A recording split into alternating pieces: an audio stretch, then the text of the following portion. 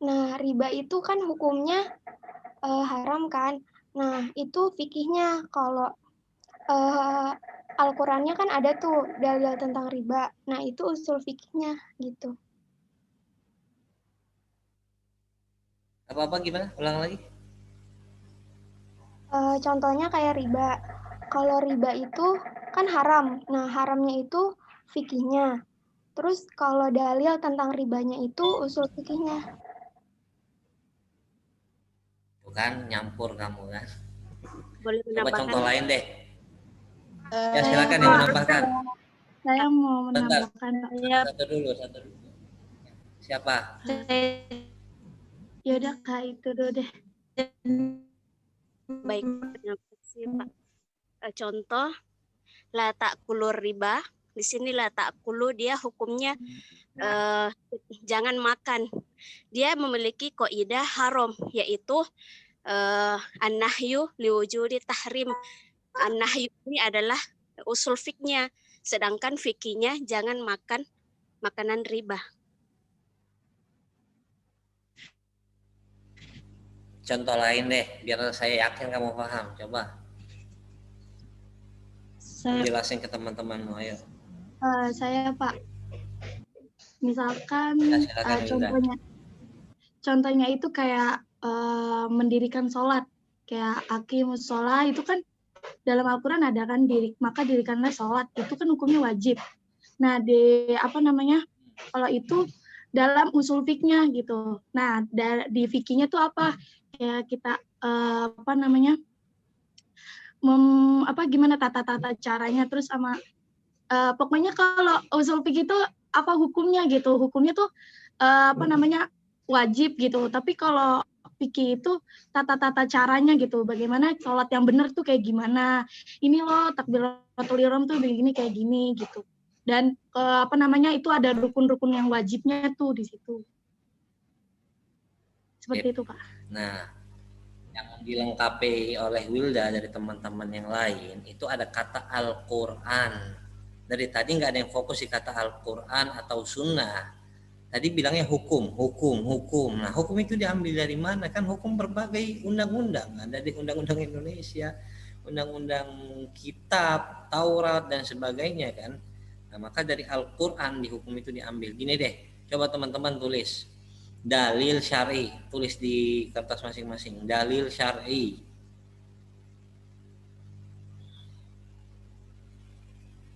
yang melahirkan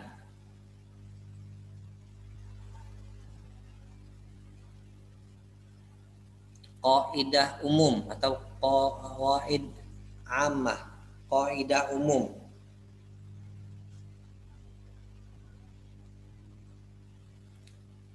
Coba diulangi apa yang tadi saya ini. Dalil syar'i. Dalil syar'i yang melahirkan kaidah umum. Melahirkan kaidah-kaidah umum. Dalil syar'i ini apa? Waalaikumsalam.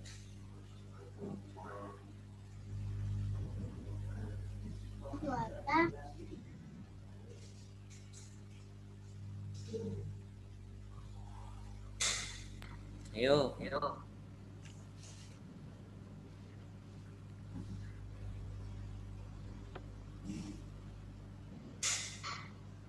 Dari itu Al-Quran dan hadis, Pak.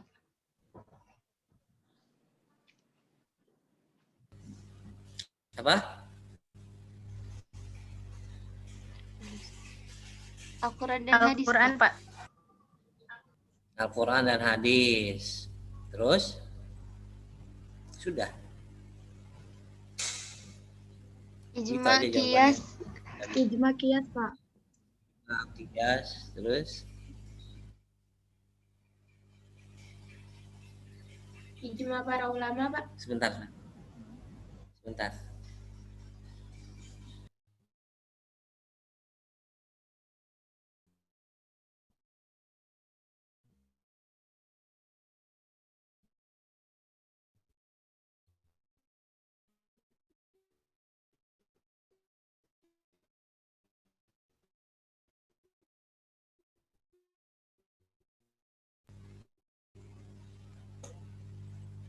Ayo, gimana tambahannya? Dalil syar'i yaitu Quran, hadis atau Quran sunnah. Ingat ya sunnah. Kalau di usul fikih itu bahasanya sunnah. Quran dan sunnah. Terus? Oke. Ijma dan kias. Gini deh. Ijma dan kias. Oke. Saya katakan ketika ada yang ceramah menyampaikan hukum mengeluarkan zakat itu wajib kan? Iya kan? Iya, Pak. Iya, Atau Pak. gini deh, hukum pacaran itu rukun Islam misalnya, atau wajib misalnya. Ini Ustadz nih, Ustadz lagi ceramah di Majlis Ta'lim ya. Bukan adik-adik, gimana ya bahasanya? Guys misalnya, tahu nggak sih kalau pacaran itu wajib loh? Yang pertama keluar dari hati kamu apa? Di otak kamu, coba.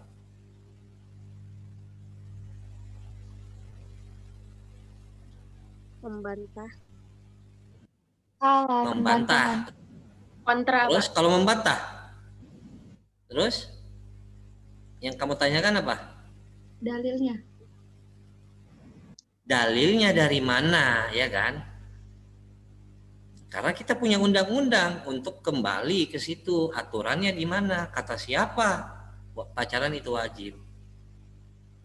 Kalau pacaran itu sunnah ya. Nah, hukum mengeluarkan zakat. Hukum mengeluarkan zakat itu wajib kan atau rukun termasuknya. Bagi yang yang mengingkari maka dia keluar dari Islam dong. Itu sih dasarnya kemana? Dari Al-Quran dan Sunnah. Dasarnya dari Al-Quran Sunnah itu namanya dalil syar'i. Hukum mengeluarkan zakat wajib. Itu namanya fikih atau usul fikih. Fikih ya, Pak? Fikih. Diambil dari mana tadi hukumnya? Kembali ke undang-undang yaitu Quran, Sunnah, Ijma, Qiyas. Itu disepakati seluruh ulama. Sampai sini paham nggak? Ayo pelan-pelan aja dulu, nggak usah kebut-kebut materi deh. Tadi masih ada yang suka tukar-tukar hukum itu apa, usul fikih itu hukumnya, ini kaidahnya. Nah, dalil-dalil syar'i. Nah, misalnya dalil syar'i bahwa kerudung itu harus menutupi dada misalnya. Ada nggak dalilnya dari Al-Quran? Ada, Pak. Ya, Pak. Ada, Pak. Ada. Pertanyaan saya, dalil dari Al-Quran tentang menutup dada untuk perempuan itu qat'i atau dhonni? Oh iya, paham nggak qat'i dan dhonni? Enggak, Pak. Enggak, Pak. Itu masih Enggak, Pak. paham Oke. tapi Paham tapi lupa. Pernah diajarin, Pak? Ya. Qat'i itu dipastikan benar. Tidak bisa ditakwilkan. Nggak bisa mengelak. Contoh, wa aqimus sholata. Bisa nggak kamu mengelak? Aqimus sholat ini nanti. Bisa nggak mengelak? Enggak. Kalau dhoniyud dalalah, ini sebagai ini untuk kalian ngulang, pernah belajar. Iddah tahu nggak iddah? Masa tunggu. Masa iddah ya, Pak? Iya. Ya, masa tunggu perempuan yang diceraikan. Itu namanya iddah. Perempuan itu nggak bisa serta-merta cerai besok nikah lagi. Itu nggak bisa. Iya kan?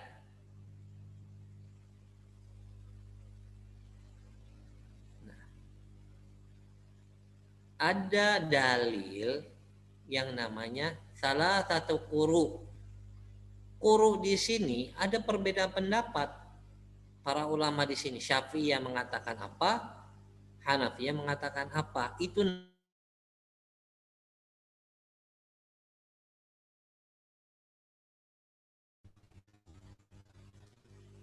kata yang bisa jadi multi tafsir.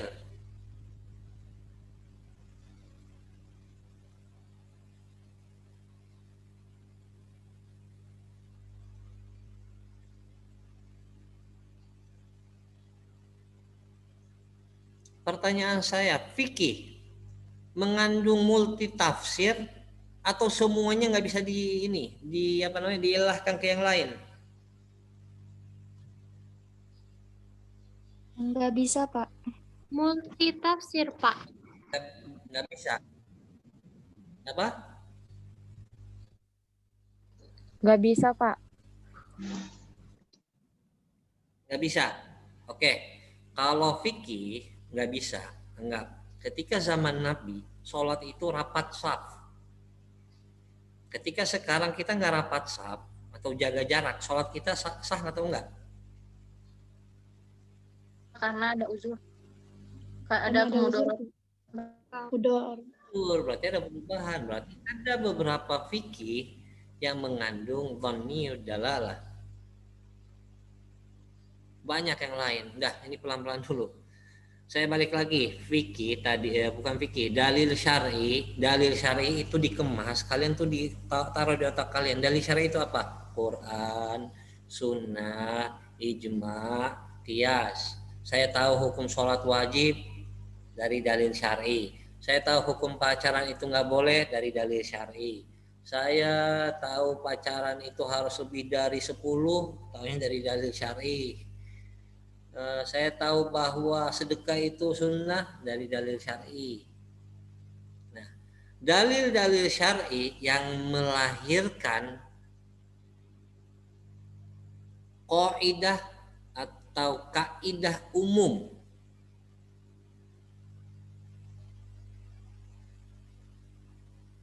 itu namanya usul.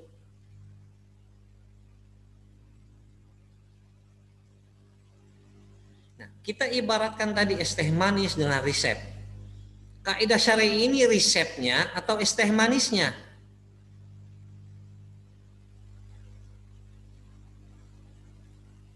Risetnya, Pak. Bisa. Resep apa es teh manis? Riset, Pak. Teh manis. Resepnya. Cara membuat teh manis ala apa nih? Ala milenial misalnya. Taruh gula setengah dulu, kasih air panas sedikit misalnya. Habis itu kasih tehnya sedikit. Habis itu kasih air sedikit, baru kasih es. Habis itu isi lagi gula. Nah, itu resep. Nah, dari dalil syar'i, hukum sholat, hukum zakat, itu resep semua. Nah, resep ini melahirkan apa tadi? Kaidah umum, yaitu usul fikih, yaitu es teh manis yang pas. Sampai sini jelas semuanya? Yang nggak paham tolong tanya. Bapak, kalau misalnya di sini, berarti gini bukan Pak? Jadi itu adalah istinbat dari kaidah-kaidah usul gitu Pak?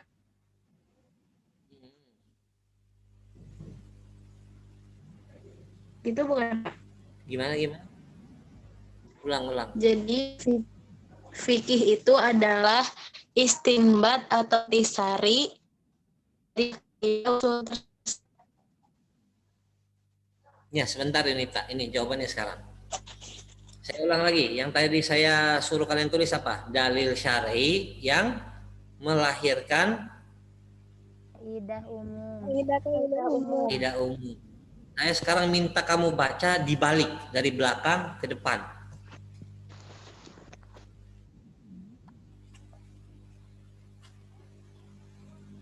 Ayo. Kaidah umum yang melahirkan dalil syar'i. Yang melahirkan Dalil syar'i. dalil apa? Syar'i. Dalil syar'i. Itu apa? Itu pengertian apa? Usul fik. Usul fikih. Fikih.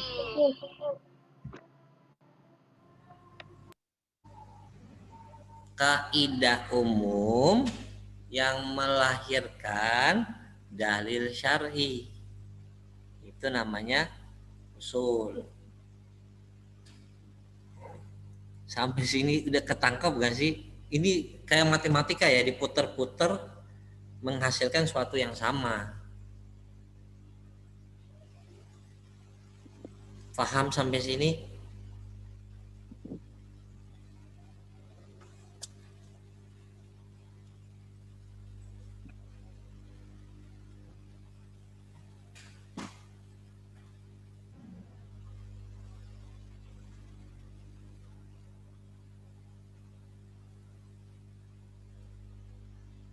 Halo.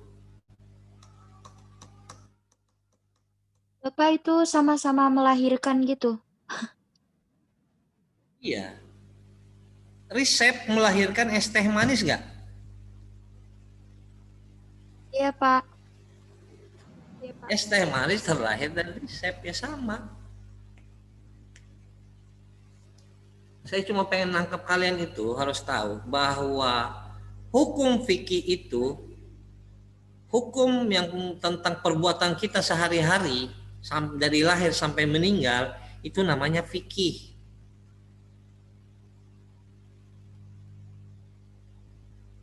Kalau usul fiqh itu kaidah umumnya,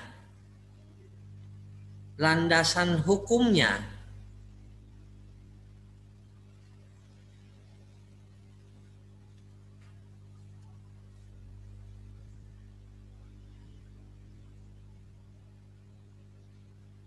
Ini pemakalah yang ini perbaikan kemarin saya baru baca.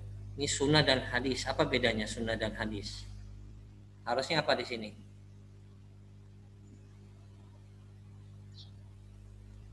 Makalah dan sunnah harusnya ya.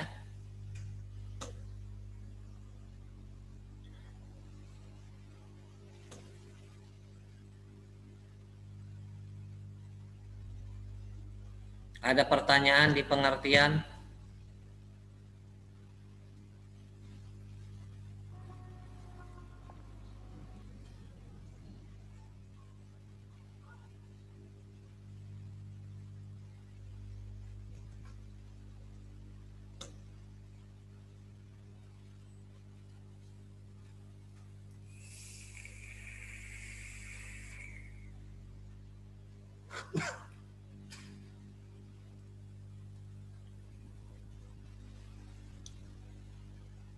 Halo.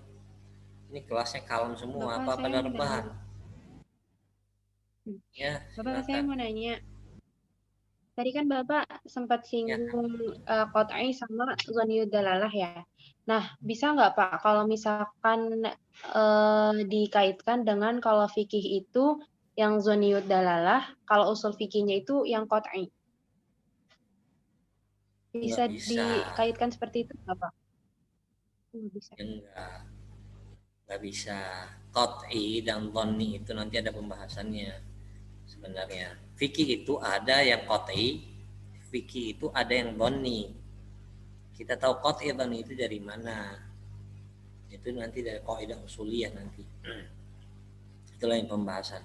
Nanti ada dibahas di materi Al-Qur'an nanti. Biar lebih jelasnya nanti.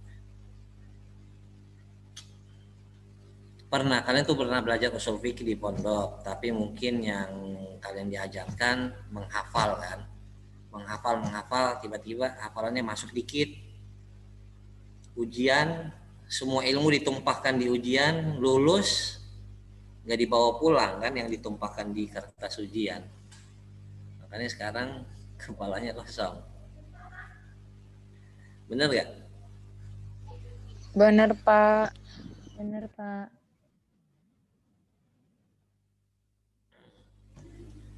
Yang penting sekarang usul sudah ketangkap belum? Bapak, punten, izin bertanya. Berarti kalau fikih itu turunan dari usul fikih? Atau gimana? Masih bingung, Pak. Fikih apa? Fikih itu turunan dari Usul usul fikih. fikih. Tadi kan saya tanya, es teh manis dulu atau resepnya dulu? Winda, jawab. Risetnya, Bapak. Oke, sip, kita pegang ya, resepnya dulu yang datang kan? Jangan dimatiin dulu, jangan dimut. Resepnya dulu kan, Winda? Saya tanya, cara mengetahui kamu orang Sunda? Jawa, Pak. Winda? Solo. Orang Jawa, makanan Jawa itu apa ya? Cara pembuatan gudeg enak. Kamu taunya dari mana cara membuatnya? Resep. Resep. Ya. Gimana cara membuat resep? Gimana cara membuat resep nih? Satu, pembuatan gudeg. Satu, harus bawa misalnya ada apa namanya tuh? Kelengkapannya dari gudeg itu. Kalau belum ada yang pernah bikin. Iya ya, Pak ya. Iya ya, Pak ya. Berarti harus sudah ada dulu gudegnya. Wah, enak nih ternyata nih, pas nih, nggak keasinan lah, nggak apa namanya, nggak terlalu manis, gurih. Berarti harus ada hasilnya dulu, baru lahirlah yang namanya resep. Cara pembuatan nasi uduk Betawi. Nasi uduk Betawi dengan nasi uduk Jawa sama nggak? Beda, Pak. Beda, Pak. Beda. Kita tahu resep yang misalnya ada di YouTube atau di Twitter, di sosmed dan sebagainya. Kok bisa ada resep itu? Karena sudah ada yang membuat nasi uduk Betawi, ada yang bikin nasi uduk Jawa. Ketika Nabi datang, yang diajarkan usul fikihnya atau fikihnya? Fikihnya, hukum kamu sholat. Belagu. Gue aja nggak ngeblokir lo, awas lo ya. Gue punya paketan banyak lo. Anu lo. Aduh, gue blokir nih. Bentuk gue blokir lo.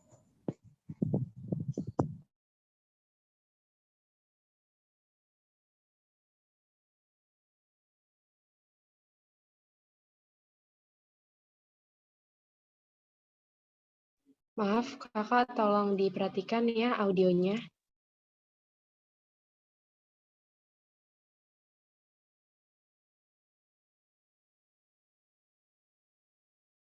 Bapak, maaf suaranya masih di mute, Pak, belum di unmute.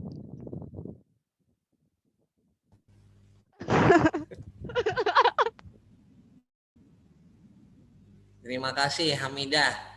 Siapa ya hostnya? Hamidah ya. Sudah mute ya. Maaf siapa Pak, yang iklan tadi nggak kondusif soalnya Pak, jadi terpaksa saya mute. Iya, nggak apa-apa. Itu kan iklan. Saya dari semangat jadi ketawa. Sampai mana tadi ya? Nasi uduk atau mana ya tadi? Zamannya Nabi, iya, Pak. Nabi. Nabi itu ketika datang kepada umatnya atau kepada sahabatnya, datang ke Abu Bakar. Abu Bakar itu yang diajarin apa? Usul fikih atau fikihnya? Fikihnya. Fikihnya dikasih nih nasi uduknya, dikasih nih es teh manis, dikasih nih martabaknya, dikasih ini apa dan sebagainya semua kan. Ini sudah ada hasil nih. Oh, ini martabak yang enak begini. Oh, ini nasi uduk yang enak ini. Oh, ini gudeg yang enak begini. Tapi belum ada resep. Nah, maksud saya dari martabak, teh manis, apalagi nasi uduk, gudeg, itu namanya hukum-hukum yang Allah turunkan, undang-undang yang Allah kasih untuk Nabi Muhammad agar disampaikan untuk sahabatnya. Gini loh, misalnya riba itu, proses mengharamkan riba itu 4 kali. Nggak serta merta Islam itu nggak serta-merta datang kepada sahabat riba itu haram secara keseluruhan. Enggak. Dikasih kode pertama. Riba itu tidak bertambah di sisi Allah. Tapi riba jual beli, sedekah yang bertambah pahala.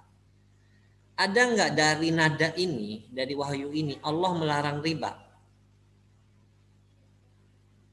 Ada, Pak. Enggak, Pak. Mana? Enggak. Yang mana? Apa, Pak? Belum ya, Pak ya? Nggak tahu deh. Nih, saya bacakan ayatnya. Wa ma utitum min riba liyarbu'a. Assalamualaikum min riba liyarbu. Indallah. Ada yang hafal nggak? Tolong diinin. Takut salah saya bacanya. Wa ma utitum min riba. Mana hafidhahnya nih?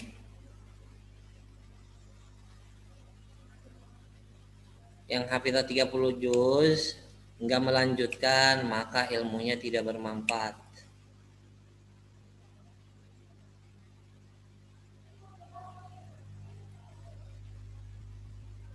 Wa ma utitum min riba liyarbu 'indallah fala yarbu. Daripada saya salah baca ya.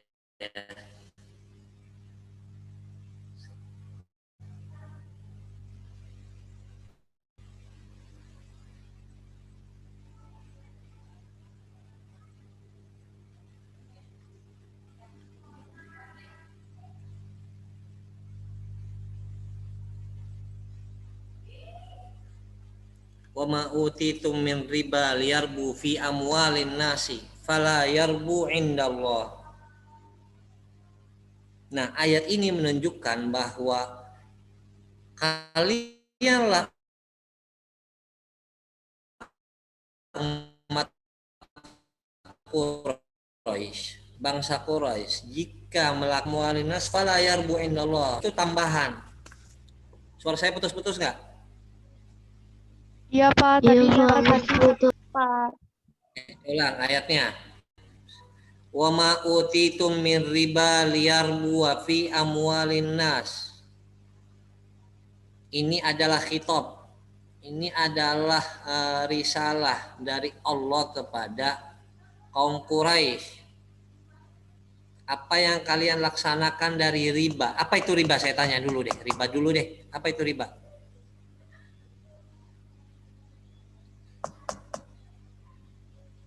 Jawab dong, apa itu riba? Tambahan, Pak. Tambahan. Oke. Tambahan bukan miliknya. Oke, tambahan. Yang penting tambahan ya. Tambahan. Fala yarbu indallah, berarti tidak bertambah di sisi Allah.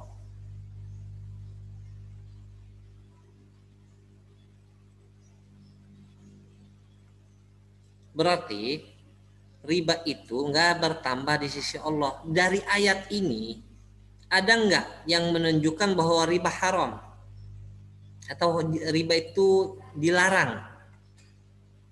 Enggak ya, Pak. Enggak, Pak. Enggak ada, Pak. Nggak ada, Pak. Hanya Allah sampaikan riba itu nggak ada pahalanya, gitu aja.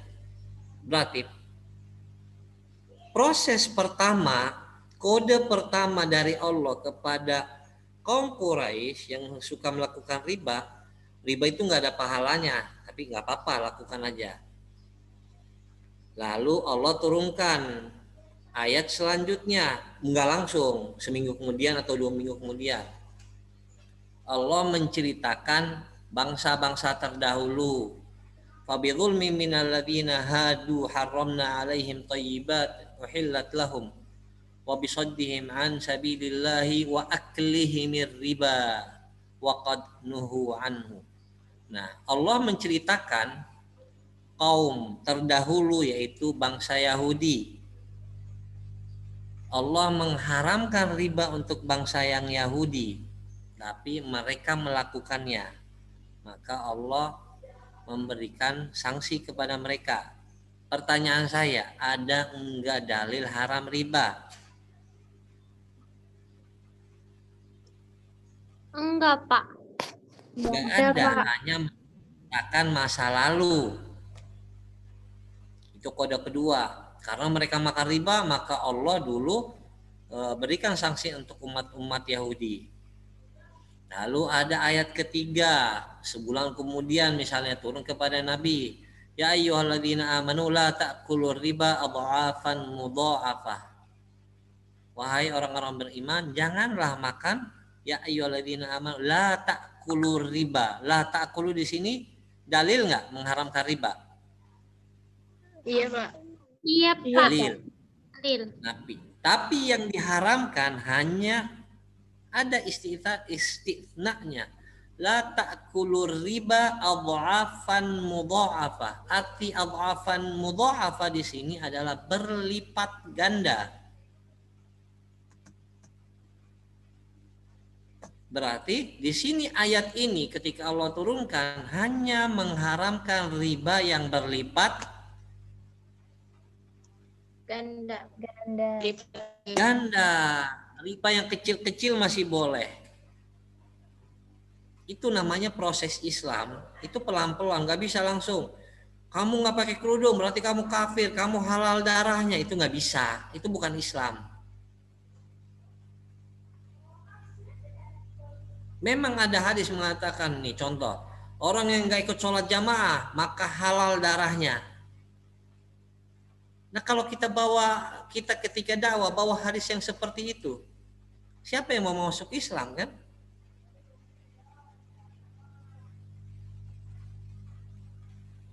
Islam itu bukan keras, tapi tegas dan disiplin, tapi pelan-pelan. Lalu Allah turunkan ayat yang terakhir, ayat yang keempat, pengharaman riba secara keseluruhan. Itulah proses-prosesnya.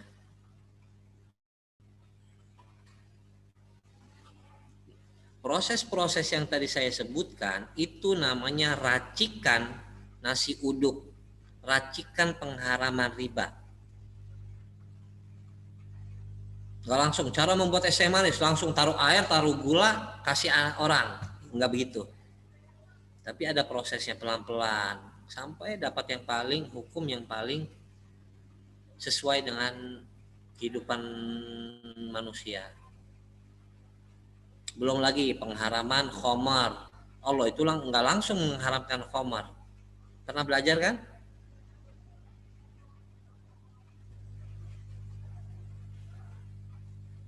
Pernah belajar nggak? Pengharaman khamar itu Allah langsung haramkan atau gimana? Enggak, Pak, bertahap, Pak. Bertahap juga, Pak. Itu namanya hukum fikih. Maka fikih adalah hukum tentang perbuatan manusia. Riba perbuatan manusia bukan? Iya, Pak. Khamar perbuatan manusia. Ya, Pak.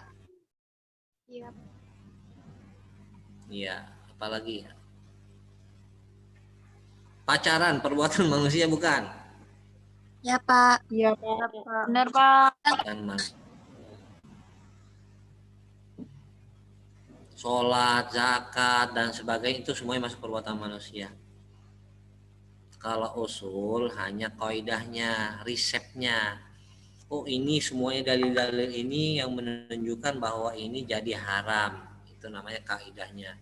Berarti kaidah umum yang melahirkan dalil-dalil syar'i. Yang terlahir dari dalil-dalil syar'i. Berarti usul fikih disiplinnya kapan ada? Itu pertama yang membuat disiplin ilmu usul fikih siapa? Disiplin usul fikih paham nggak? Ilmu secara utuh ditulis. Siapa? Imam Syafi'i. Imam Syafi'i. Imam Syafi'i, Pak. Imam Syafi'i. Betul Ganis. Samahah. Cantik namanya Samahah. Apa tadi ya Allah? Imam Syafi'i adalah orang pertama yang menulis atau membukukan kaidah-kaidah usul fikih. pertanyaan saya, sebelum Imam Syafi'i ada nggak yang membahas usul fikih? Imam Hanafi bukan, Pak? Ada Pak, tapi belum Ada dibukukan. Imam Abu Hanafi. Tolong Imam Abu Hanafi, jangan sebut Hanafi. Imam Abu Hanifah sudah membahas tentang usul fikih, tapi tidak Dibukukan. Dibukukan. Tidak dibukukan, betul Wilda.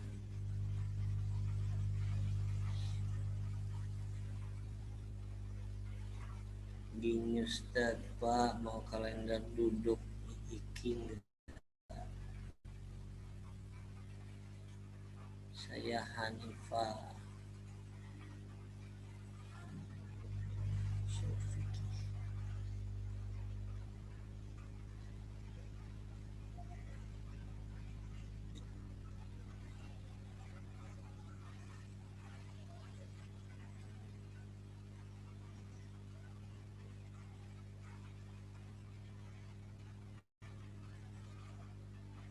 Cindy, mana Cindy? Cindy. Iya, Pak. Cindy Pemakala kamu ya? Iya. Sudah paham tadi? Iya, insya Allah, Pak. Berarti sudah siap ya? Silakan Cindy untuk memaparkan makalahnya. Saya aja yang jadi ini controlling. Oh, kami ada tiga pembagian. Jadi di slide pertama sama kedua nanti itu oleh Kak Mone, Pak. Silakan Kak Mone. Mana Kak Mone? Iya, Pak. Ayo Mone, mau lihat panggilannya Mone. Kenapa, Pak?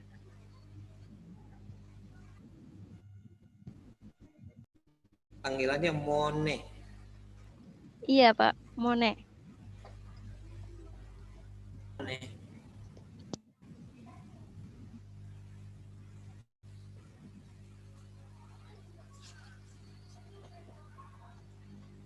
Dimulai sekarang ya, Pak. Asli mana? Dari Rangkas Bitung, Pak. Rangkas Bitung. Wajahnya mana nggak kelihatan?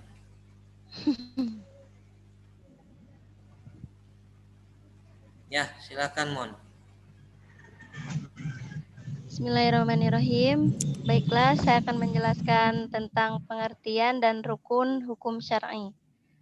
Pengertian hukum syar'i menurut bahasa yaitu penetapan sesuatu atas yang lain. Maksudnya adalah penetapan suatu aturan yang berasal dari Allah yang ditetapkan sesuai Al-Quran dan Sunnah. Adapun menurut istilah adalah tuntutan dari Allah Subhanahu wa Ta'ala yang berhubungan dengan perbuatan-perbuatan bagi mukallaf. Mukallaf itu adalah orang yang telah dikenai kewajiban dan perintah. Kewajiban untuk menjalankan apa yang Allah perintah dan perintah untuk menjauhi apa yang Allah larang. Adapun rukun hukum syar'i itu terbagi menjadi 4. Yang pertama, Al-Hakim. Al-Hakim adalah yang membuat hukum, itu Allah Subhanahu wa Ta'ala. Yang kedua itu hukum. Hukum itu adalah undang-undang atau peraturan yang dibuat oleh hakim, yaitu yang berasal dari Al-Quran dan As-Sunnah. Yang ketiga ada Al-Mahkum Fihi, yang dihukumi atau perbuatan manusia. Dan yang terakhir adalah Al-Mahkum Alaih, yaitu objek hukum atau mukallaf. Oke, sebentar. Stop. Pengertian hukum syari yang disampaikan oleh Mone ya tadi. Oleh Mon. Pengertian hukum syari. Kita pisah dulu. Saat itu ada 2 kata ya, hukum dan syari. Apa artinya hukum? Mon. Hukum itu peraturan atau undang-undang, Pak. peraturan atau undang-undang. Itu dicatat ya teman-teman ya. Hukum artinya peraturan atau undang-undang. Contoh, hukum menerobos lampu merah. Apa hukumnya?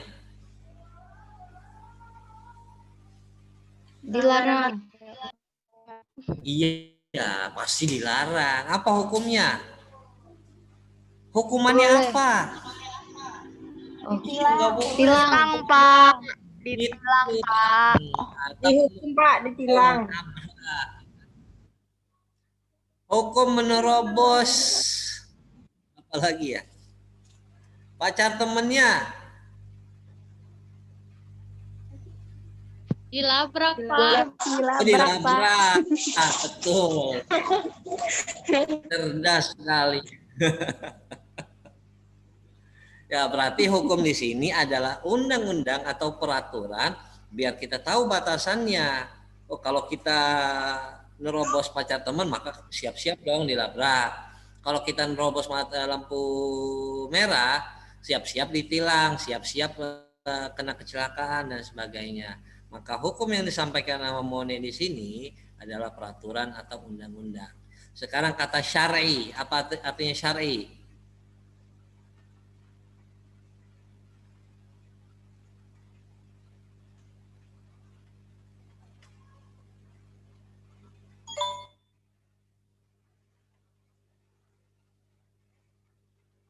Oke, hijab syar'i, apa artinya hijab syar'i? Lebar, Pak, menutupi badan. Lebar banget. Lebar, panjang. Yang ini ya, yang putus sama rantai motor.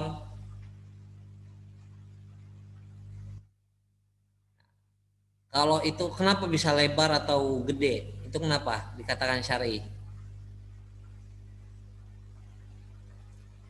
Karena sesuai dengan aturan, bukan Pak? Sesuai dengan ya, aturan siapa? Aturan siapa? Aturan polisi. Ketetapan Allah. Aturan Allah dan Rasulnya. Oh, syar'i di sini ketetapan Allah dari Quran dan Sunnah. Berarti syar'i di sini hukum syar'i adalah undang-undang atau aturan-aturan yang dari Al-Quran dan Sunnah dan ijma dan qiyas. Jelas?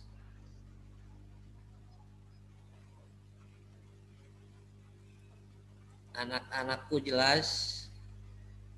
Jelas, Pak. Saya sudah pantas gak manggil kalian anak-anak, anak-anakku misalnya. Belum, Bapak, masih terlalu muda. Masih terlalu muda. Kalau tahu usia saya sebenarnya seharusnya sudah punya anak seumur kalian. Bapak emang punya anak berapa, Pak? Baru 3. Udah banyak itu, Pak. Ada yang lebih tua dari Pak, berarti masih muda semua ya, Pak ya, anaknya? Sekolah. Kecil bukan muda. Iya, kecil-kecil. Tapi seandainya saya lulus SMA langsung menikah, saya udah punya anak seperti usia kalian.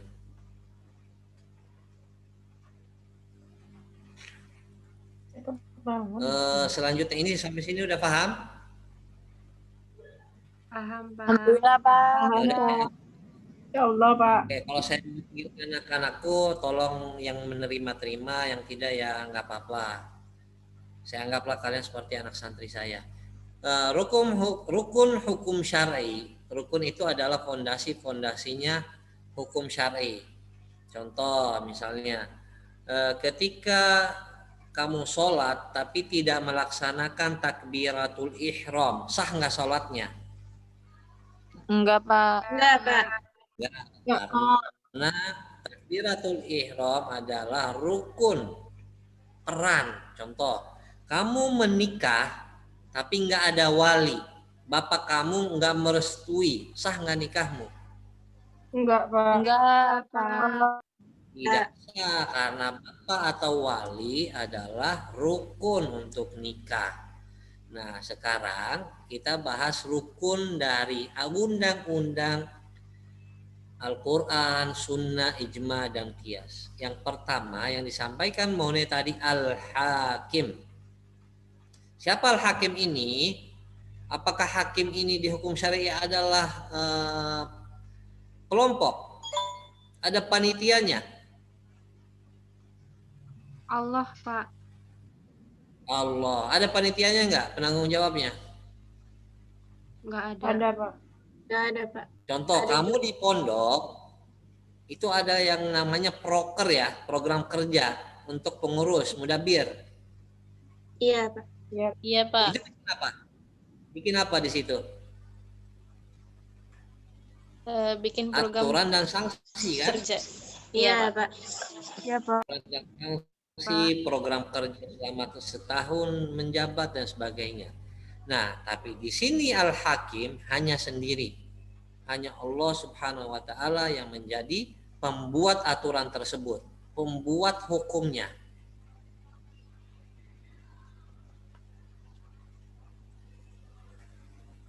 Kedua apa Mon? Mana Mon nih?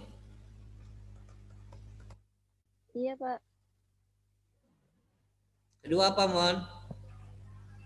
Yang kedua hukum, Pak.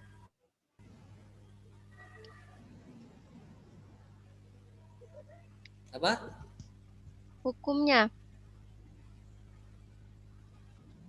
Hukumnya. Maksudnya hukumnya gimana Mon? Hukumnya itu peraturan-peraturan atau undang-undangnya yang dibuat oleh hakim, yaitu Allah Subhanahu wa taala. Kedua yang disampaikan sama Mone, hukum. Peraturannya. Peraturan pacaran di pondok maka dipakaikan kerudung merah. Mone pakai kerudung merah berarti baru dihukum.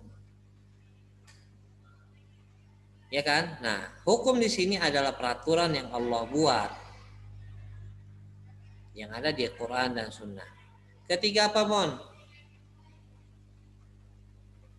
Al-mahkum fih. Al-mahkum fihi. Artinya apa? Yang dihukumi atau perbuatan manusianya, Pak.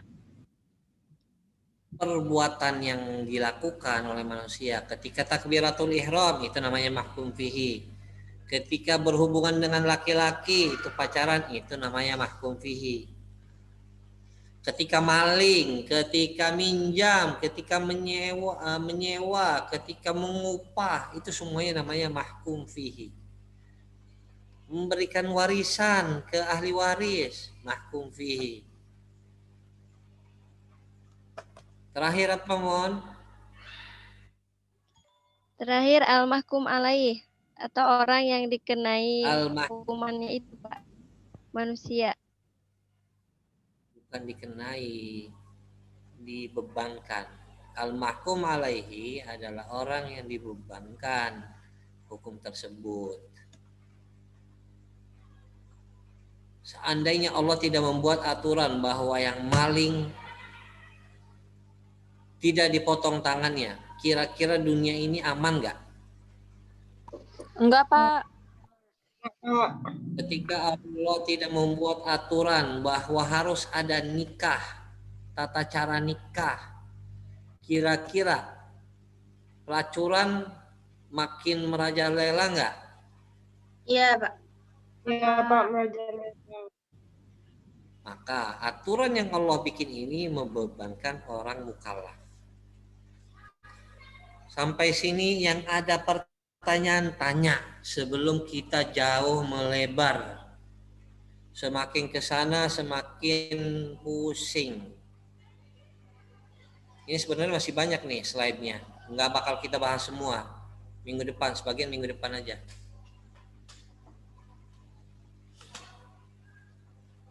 Bisa dipahami sampai sini? Insya Allah paham, Pak. Saya nggak nyangka mau diam-diam ternyata paham ya.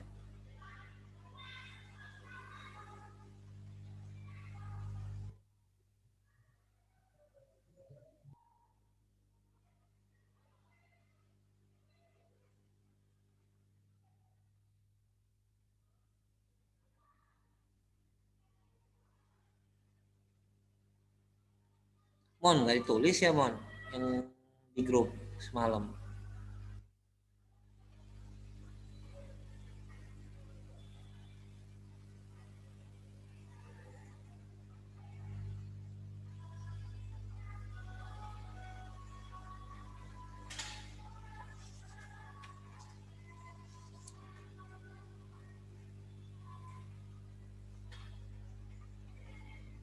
Oke, kita bahas satu-satu dulu nih. Kita dua aja nih, habis ini selesai. Kita tutup. Sekali lagi mohon maaf ya, saya mengulang biar kalian tuh paham. Percuma cuma kasih materi-materi kalian nggak paham. Dan mohon maaf ini udah telat, biasanya cukup 10 menit juga udah cukup. Mau istirahat dulu, iklan, ada yang mau iklan dulu silahkan. Mau nyanyi, mau apa silahkan. Nggak ada.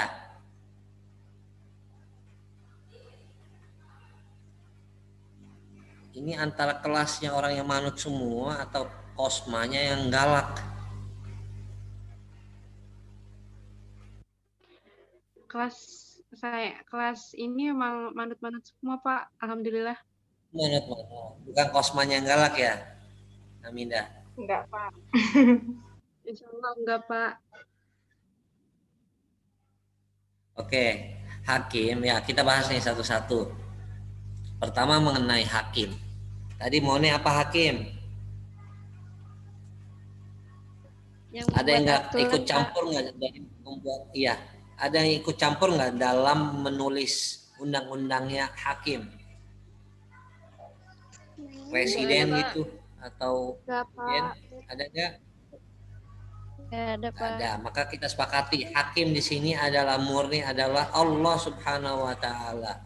Hanya Allah yang menulis apa? Undang-undangnya. La hukma illallah. Tidak ada hukum selain yang dari Allah. Yang kedua, hukum. Saya tanya teman-teman, contohnya kamu itu bersyukur banget dilahirkan di Indonesia. Banyak ulama. Kamu belajar agama di pesantren, belajar di madrasah, belajar di tetangga, belajar di masjid. Seandainya saya anggap Hamidah deh, saya dekat sama Hamidah. Hamidah ini Allah lahirkan di hutan Zimbabwe atau di hutan Brazil. Ya, dari keturunan yang di hutan Brazil.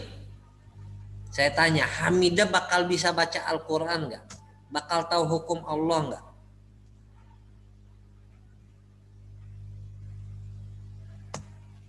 Hamidah, jawab. Enggak. Enggak kan?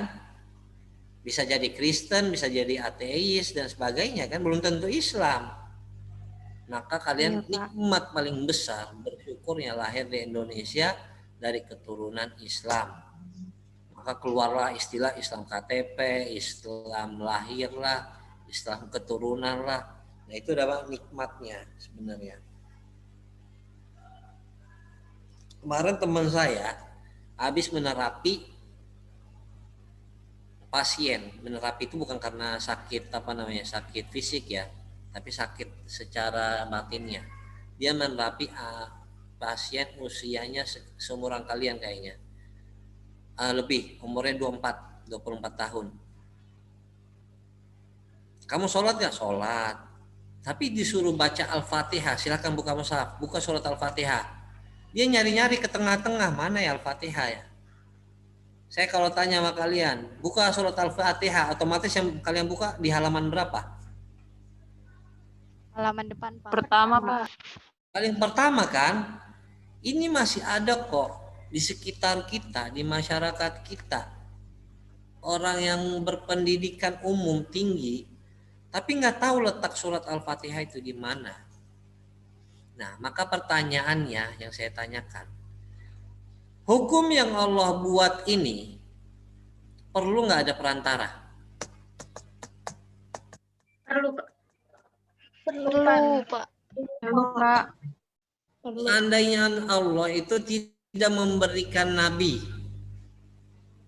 tidak menurunkan nabi, tidak menunjukkan nabi, hukum Allah itu sampai nggak kepada kita? Enggak, Pak. Enggak, Pak. Sampai nggak ke Hamidah yang lahir di hutan Brazil? Enggak, Pak. Enggak, Pak. Enggak, Pak. Nah, maka hukum ini ada 3 pendapat. Pendapat pertama namanya pendapat Asy'ariyah, Abul Hasan al-Asy'ari. Tulis. Pendapat pertama adalah al-Asy'ariyah.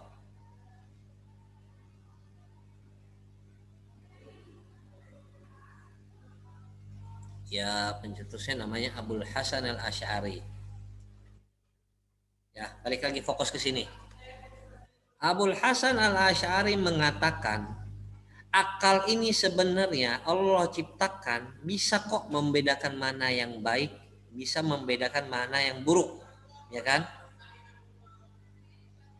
Kita menjalin silaturahim dengan tetangga. Secara akal itu sehat, baik atau buruk?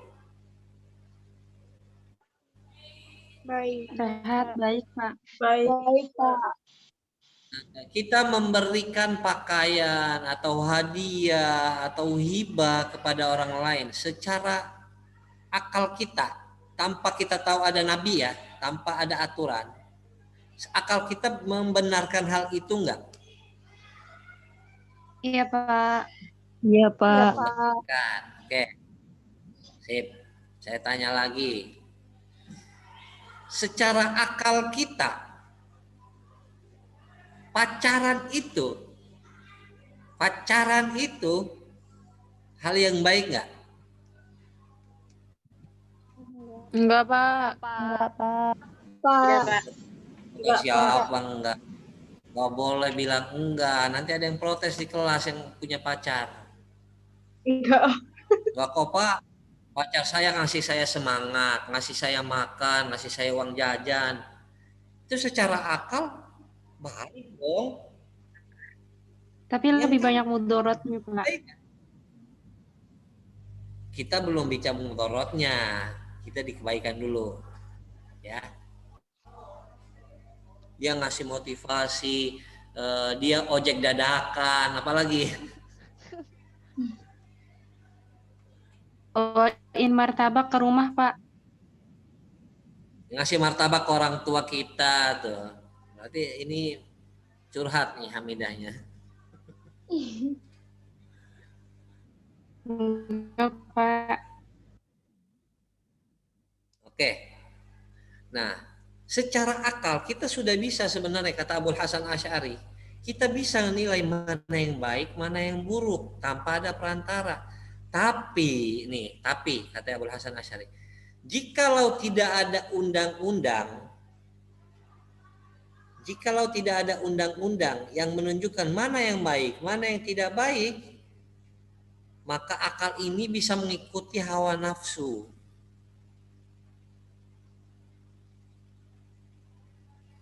Kalau tadi saya katakan kebaikan dari pacaran, dia bisa ngasih martabak, tadi ngasih makan, jadi ojek dadakan dan sebagainya.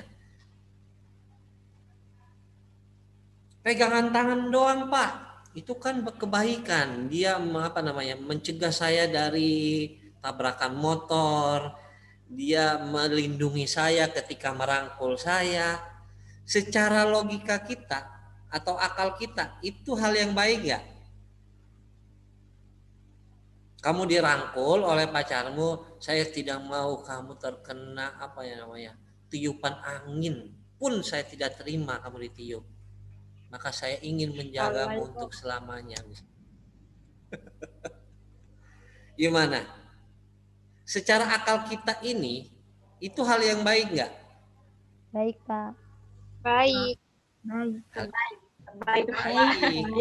Tapi tidak mau dosa. Lakukan dosa itu nanti belakangan. Nah, Jika Allah itu tidak membuat aturan, kita kembali berpatok ke aturan itu, maka hawa nafsu ini bisa mengalahkan aturan. Itu kata Abul Hasan Asy'ari, maka harus dikembalikan kepada perantara. Perantaranya adalah Rasul yang menyampaikan undang-undang yang dari Allah.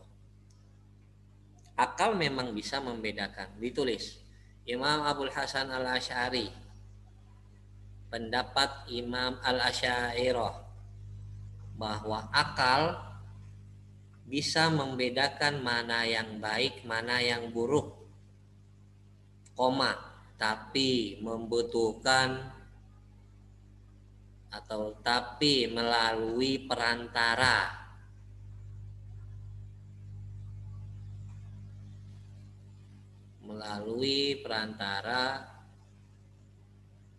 Yaitu Rasul, untuk dijadikan sebagai undang-undang atau patokan.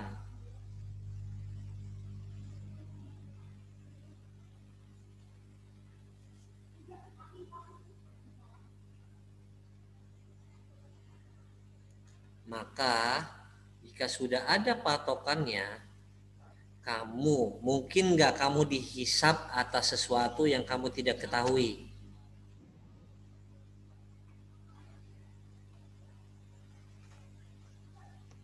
Enggak, Bisa Pak. nggak?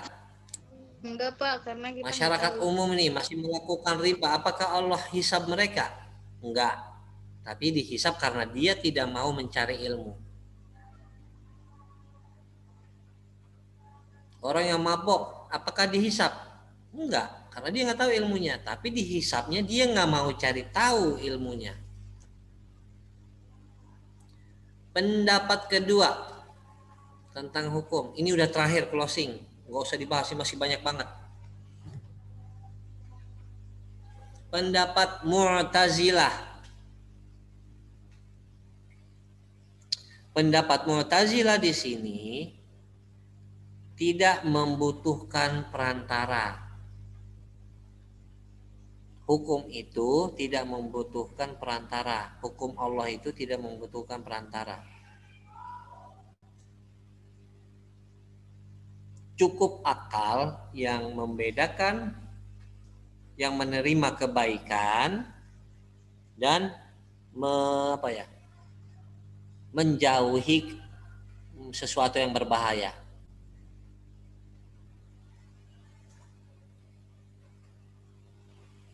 Saya ulang lagi.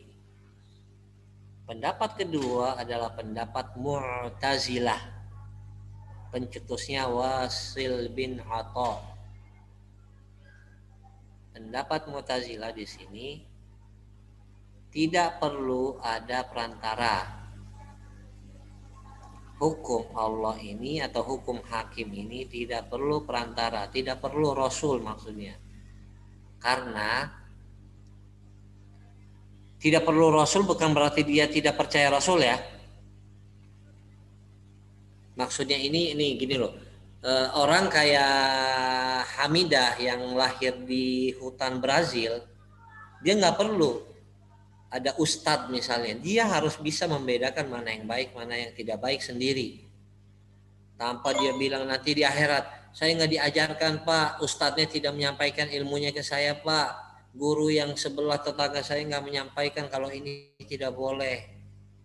Nah, pendapat Mu'tazilah nggak perlu ada Rasul, nggak perlu ada guru, nggak perlu ada ustadz, karena akal kita itu sudah bisa membedakan mana yang baik, yang harus kita lakukan, mana yang kita harus menjauhi kebahayaan.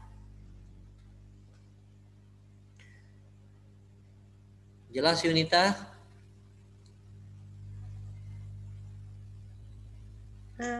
Pak, yang Mu'tazilah itu karena Apa Yun?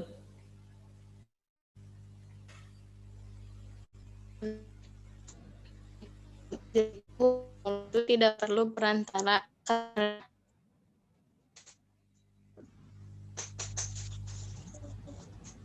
Suara Yunita putus-putus. Wah. Kan tadi ini Pak, dari kelompok Mu'tazilah itu hukum Allah itu tidak perlu perantara karenanya kenapa itu Pak?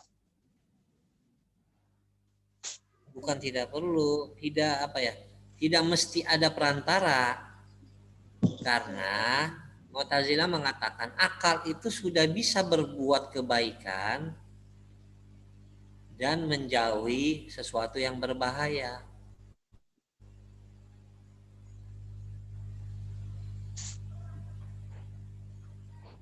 Contoh begal, sesuatu yang berbahaya enggak? Secara akal aja, nggak usah ngeliat undang-undang dari Al-Quran. Gini deh, yang paling gampang deh, kita mau yang ngantuk biar seger. Poligami secara akal, baik atau berbahaya? Sebenarnya berbahaya Pak pada perasaan. Berbahaya pada perasaan, Pak. Berbahaya pada perasaan. Kalau saya minta misalnya sama Hamidah, nanti kalau kamu punya suami, bilang saya siap kok di madu. Mau nggak Hamidah? Bapak, kalau saya jawab siap gimana, Pak? Ya bilang aja saya siap. Suamiku Iya, Pak. saya siap untuk di madu. Saya percaya bahwa Allah turunkan ayat itu adalah hukum. Tapi tolong yang memilih madunya saya sendiri. Nah, kamu cariin nenek usia 60 tahun, 70 tahun, kasih itu buat suaminya. Pertanyaan saya, suami kamu mau nggak? Pasti nggak mau lah Pak, soalnya udah tua. Iya. Nah, maka itu jawaban untuk orang-orang yang banyak alasan. Saya mau poligami ikuti sunnah Nabi. Padahal dia bukan ikuti sunnah Nabi, ngikutin apa? Nafsu Pak. Hawa nafsunya. Hawa nafsu. Gitu. Gampang kok, secara akli itu gampang. Gak apa-apa kok kamu poligami, gak apa-apa. Saya yang cariin ya, kasih nenek-nenek. Pahalanya besar, merawat janda dan sebagainya. Mu'tazilah, sudah jelas ya Mu'tazilah? Insya Allah Pak, jelas Pak. Secara poligami, secara akal itu membahayakan. Apa membahayakannya? Dia akan bisa merusak psikologi anak. Dia bisa memunculkan keributan antara dua rumah tangga baru, misalnya antara dua keluarga besar dan sebagainya. Nah, itu secara akal sudah bisa kita tebak tanpa melihat dalil, tanpa kita butuh ustadz, tanpa kita butuh rasul. Itu menurut Mu'tazilah. Jelas? Pendapat yang terakhir, pendapat Al-Maturidiyah.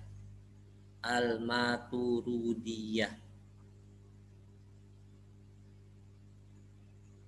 Maaf Pak, apa tadi Pak? Al apa Pak? Al-Maturidiyah. Harus saya tulis. Al-Maturu atau Al-Maturi, Pak? Maturidiyah. Ya.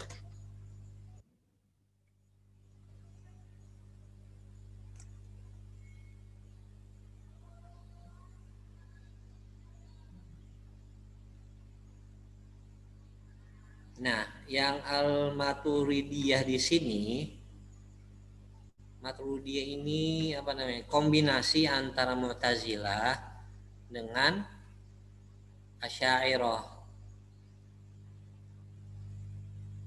Sebentar.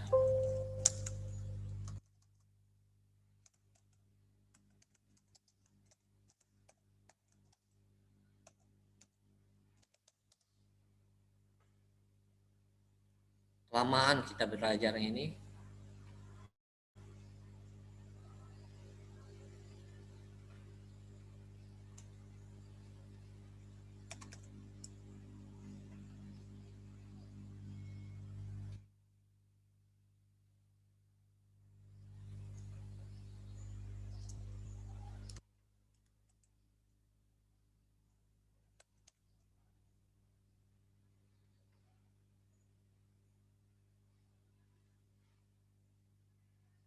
Nih pendapat Al-Maturidiyah.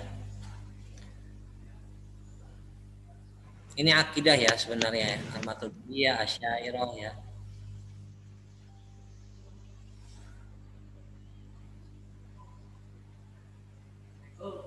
Salam.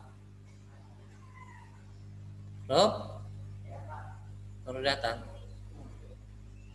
Siap. Sok nanti nyusul.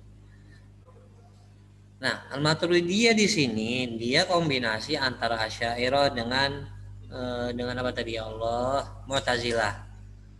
Coba saya jangan Hamidah melulu deh, saya cari kenalan baru deh.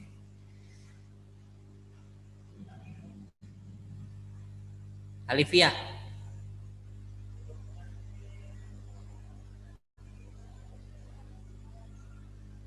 Siti Alifiyah Nur Azizah. Nggak ada? Hadirah, Pak. Nggak usah tegak. Kombinasi antara Mu'tazilah dengan apa tadi? Asy'ariyah, Pak. Asy'ariyah. Gimana kombinasinya?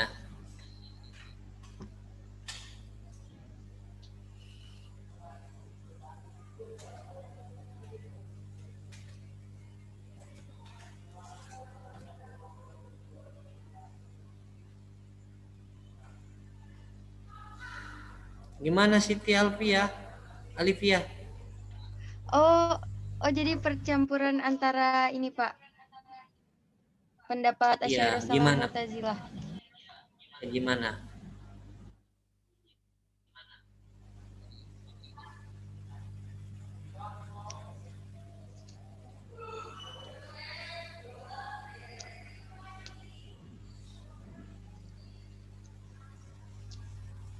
Berarti ini, Pak, bisa bedain antara baik dan buruk, tapi juga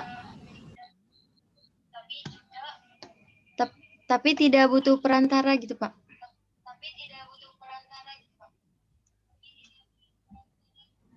Benar gak Neng Rahma?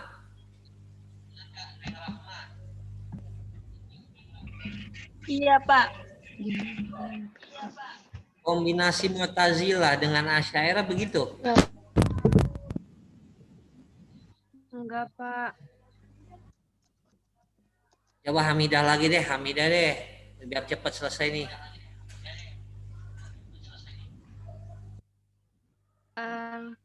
Jadi akal itu bisa melihat baik dan buruk, sebagaimana pendapat Mu'tazilah. Tapi kalau penetapannya itu, penetapan hukumnya balik lagi ke wahyu, sebagaimana dari Asy'ariyah. Butuh perantara. Perantara, betul. Nah, berarti Asy'ariyah di sini, Maturidiyah di sini adalah kombinasi antara Mu'tazilah dengan Asy'ariyah. Maturidiyah bilang akal memang betul bisa membedakan mana yang baik, mana yang menjauhi yang berbahaya, yang mengandung unsur keburukan, tapi butuh juga perantara, yaitu melalui Rasulnya sebagai penyampai undang-undang yang Allah tentukan untuk mukallaf. Jelas nggak? Cukup ya? Jelas? Alhamdulillah, Pak, jelas. Saya mau nanti pada ngebul otaknya. Pak, bisa diulangi lagi nggak? Oke, saya ulang lagi. Coba Hamidah ulang deh, Hamidah, pelan-pelan Hamidah. Takutnya saya kecepatan nyampein. Tapi di sini agak berisik, nggak apa-apa, Pak? Nggak apa-apa, sepemahaman kamu aja. Ya. Ya, jadi menurut pendapat Maturidiyah itu, akal memang bisa menilai baik dan buruk atau membedakan keduanya. Tetapi hukum atau penetapan hukum tetap datangnya dari Allah melalui perantara Rasul. Gitu enggak, Pak? Hamidah kan nggak pernah salah.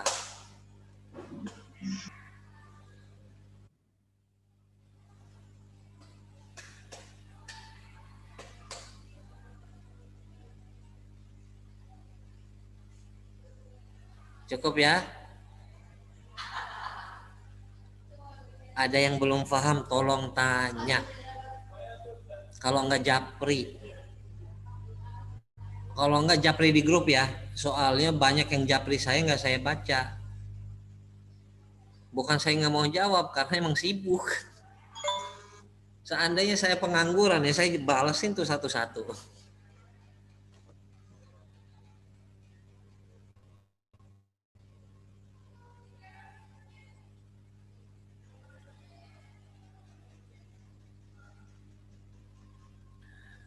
Sudah.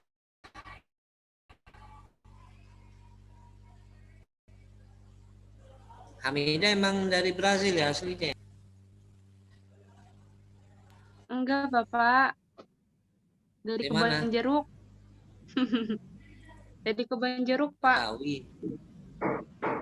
Iya, tapi ada dari Jawa Barat juga, Pak, dari Cirebon.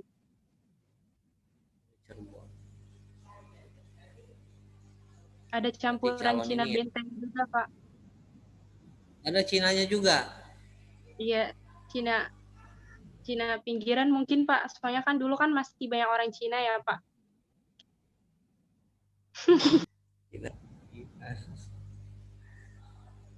Kalau Cina lurusan ada nggak?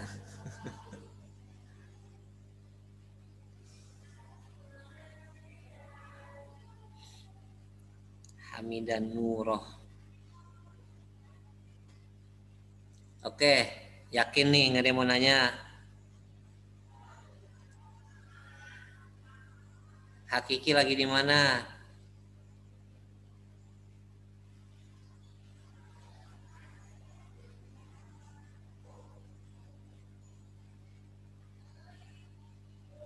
Nggak ada, Pak.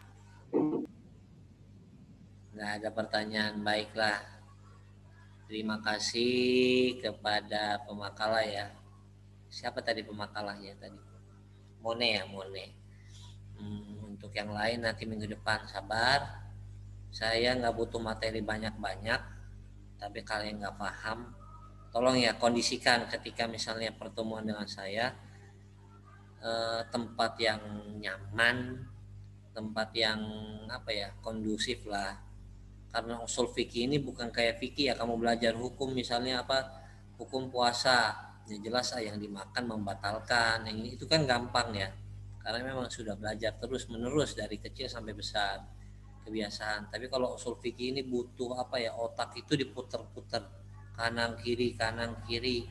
Sedangkan usia kalian ini usia yang pengennya instan disuapin. Isi buku itu saya ini ambil terus campur di air masukin ke kepala kamu, itu nggak mungkin.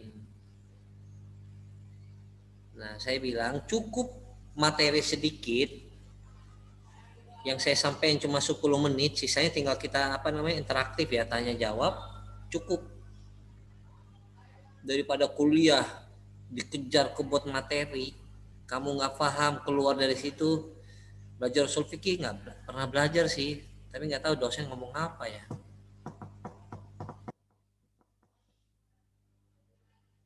Baik, terima kasih. Udah jam mau 2:30. Yang belum makan siang, mohon maaf ya diganggu waktu makan siangnya. Saya juga belum makan. Saya dikebut-kebut juga ya sama siapa tuh? Siapa PJ-nya? Halimah ya. Pak, jam 10.50 udah jam 12.50 udah masuk. Maaf, Pak. Padahal kan ini kamu memperkirakan saya keluar dari sholat itu gimana? Tapi nggak apa-apa. Mudah-mudahan apa yang saya sampaikan bermanfaat. Kita tetap ada ikatan bersama, ikatan saling mendoakan, saling tolong menolong. Mudah-mudahan mungkin dari Hamidah, dari Farida, dari Yunita ada ilmu yang manfaat yang menolong saya ditarik dari neraka ke surga, sama halnya doa dari guru untuk teman-teman. Insya Allah akan menolong kalian, keberkahan derajat kalian, untuk orang tua kalian. Hadanallahu iyyakum ila aqwamit thariq. Assalamualaikum warahmatullahi wabarakatuh. Izin pamit semuanya. Waalaikumsalam. Terima kasih ya Pak. Terima kasih Pak. Terima kasih Pak. Kasih Semoga Pak. berkah pelajarannya Pak. Salam buat istrinya Pak. Saya ingatnya sama Hamidah, cie. Hamidah nggak pernah salah ke. Eka cemburu. Ina kali Amina. Amina ya. Istirahat dulu ya. Makasih semuanya. Assalamualaikum.